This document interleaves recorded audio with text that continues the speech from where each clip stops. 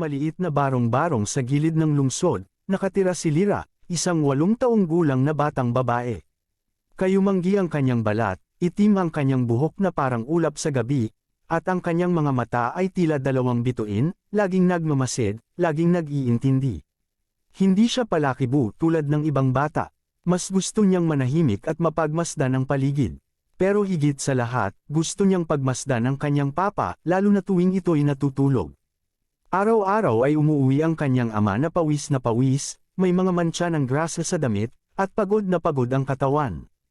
Isa itong construction worker, nagtatrabaho mula umaga hanggang takip silim. Ngunit kahit pagod, sinisigurado pa rin itong nangitian si Lyra pag-uwi, sa kahahaplasan ng kanyang buhok. Tuwing gabi, habang tahimik na bumubulong ang bentilador at malamlam ang bumbilya sa kisame, tahimik na lalapit si Lyra sa kama ng kanyang ama. Dahan-dahan siyang uupo sa gilid, saka marahang hahawakan ang palad nito. Mainit, magaspang, may kalyo, may kwento, at habang hawak niya ang kamay ng kanyang papa, tititigan niya ito ng matagal. Minsan, ngangitian, minsan, napapaluha, hindi niya alam kung bakit naiiyak siya, basta alam lang niya, mahal na mahal niya ang kanyang ama. Minsan, naalala niya ang araw na umuwi ito na walang dala, walang ngiti, at may luha sa mata. Nawalan pala ng trabaho. Hindi nagsalita si Lyra noon.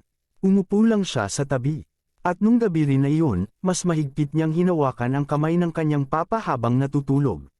Sa isip niya, kahit wala ka nang masabi, naiintindihan ko. Ako naman ang mag-aalaga sa iyo paglaki ko.